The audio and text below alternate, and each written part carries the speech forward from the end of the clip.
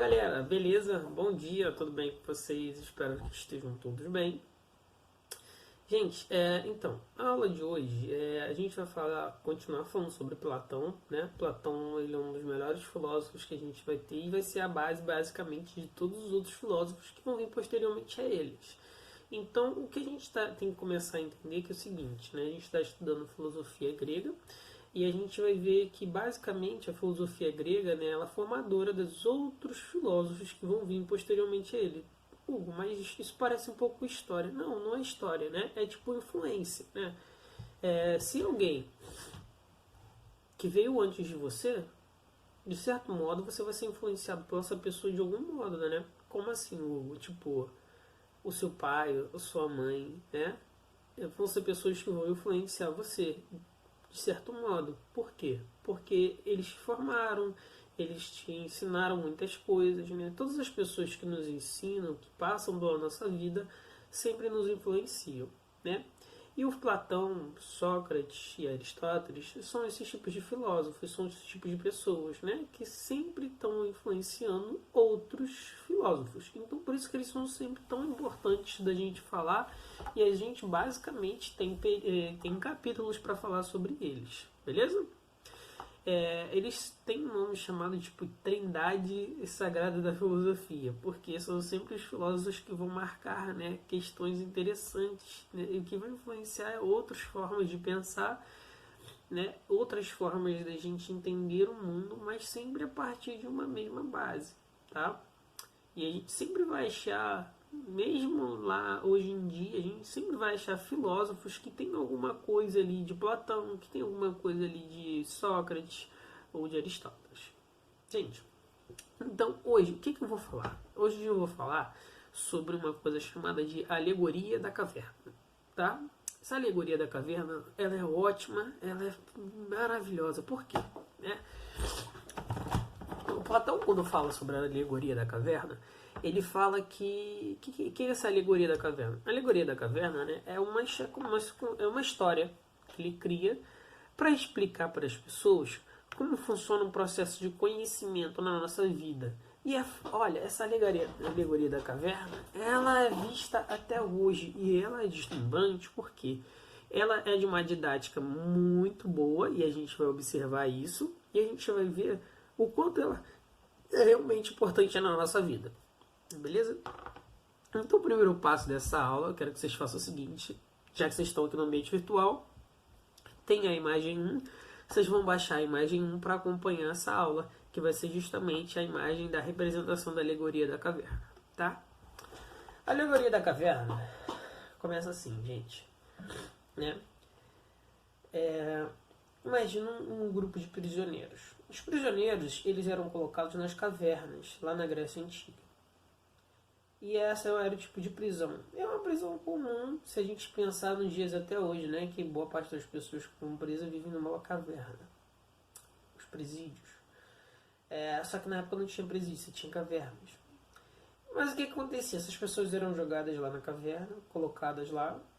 Na caverna você tem pouca luz, você tem pouca... você vê muito pouco o que acontece lá fora, né? Você fica muito fechado com o que está lá dentro. Ele diz que é o seguinte: essas pessoas que estão lá dentro só conseguem ver as sombras que ocorrem lá fora. Essas sombras que estão lá fora são iluminadas, né, pelo sol. E aí a gente acaba vendo só justamente a penumbra das coisas que acontecem lá fora. E a gente não consegue enxergar o que está lá fora. E a gente não consegue enxergar lá fora porque a gente está preso, justamente. Esses prisioneiros estão presos ao interior da caverna. E tem pouco acesso à iluminação, tem pouco acesso ao que está lá acontecendo lá fora. A única coisa que eles conseguem enxergar são as imagens que estão sendo representadas, né, justamente na parede. E ali eles se magnificam com aquilo, né? Eles olham e acham que tudo o que está acontecendo ali na parede é o que está acontecendo lá fora no mundo real. Eles olham aquela imagem, acreditam nela, acreditam em todas as coisas e possibilidades que passam ali naquela imagem, né? Como contos, fadas, histórias de guerreiros, tudo ali eles acreditam. Até que teve uma hora que um desses prisioneiros estava tão magro, mas tão magro, que uma das anilhas que prendiam ele de ferro, ele conseguiu se soltar. Com as poucas das forças que ele tinha, ele começou a se arrastar para fora da caverna, procurando água, porque eles estavam sem água. E aí ele foi começando a se arrastar, se arrastar, se arrastar, até que ele sentiu uma suave brisa. Nessa suave brisa que ele sentiu como se a vida toda dele fosse rejuvenescida nessa suave brisa que ele sentia da parte de fora da caverna. À medida que ele andava mais, ele sentia cada vez mais aquela brisa pelo seu rosto. Ele olhava aquela suave brisa pelo seu rosto e ele via e sentia os cheiros que tinham no mundo lá fora. E ele começou a se arrastar mais, até chegar no meio da caverna.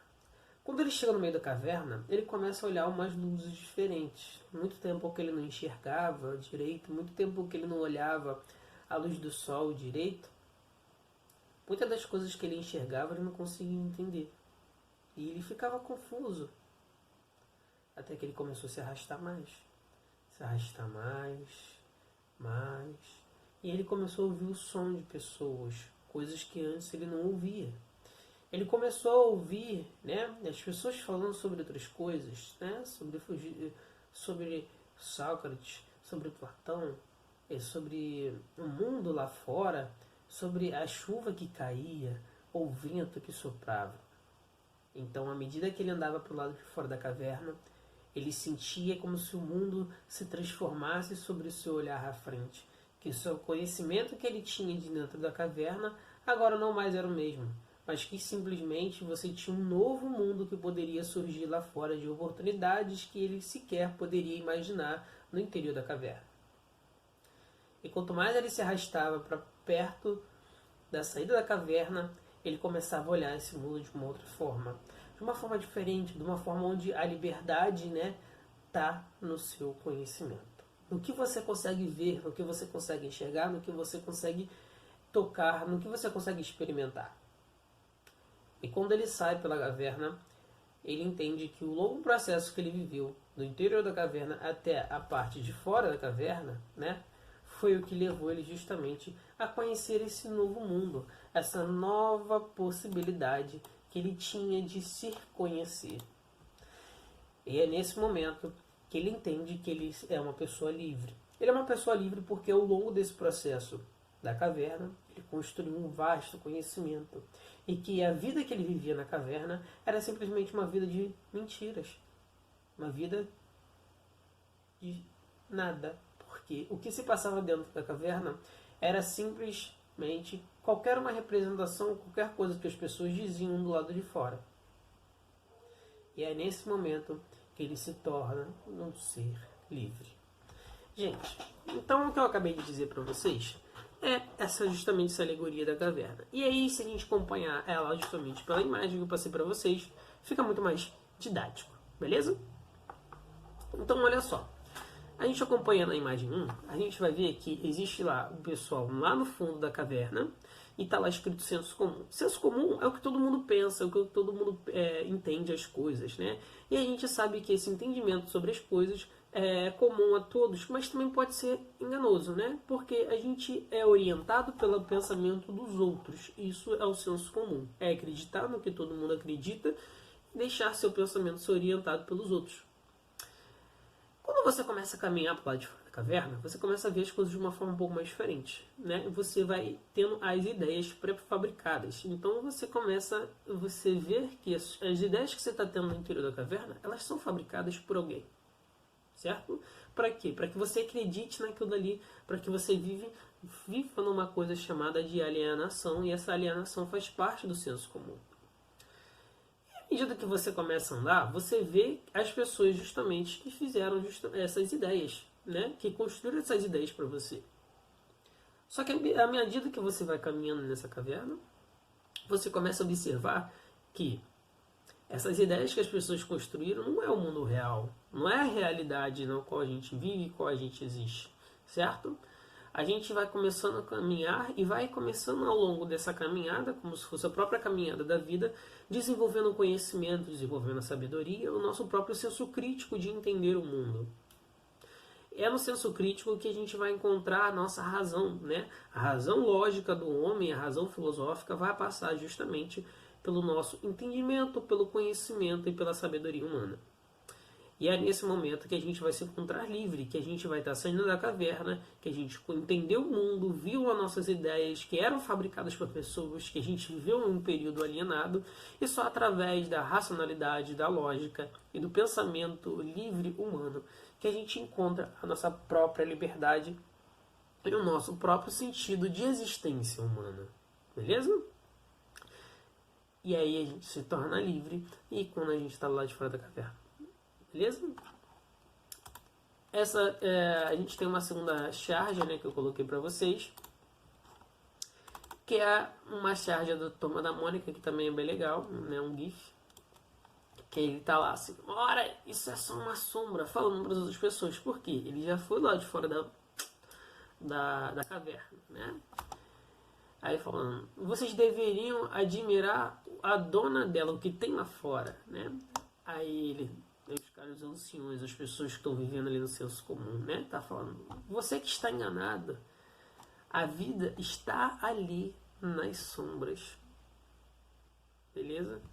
E aí essas são as características fundamentais da ideia da alegoria da caverna. Beleza, gente?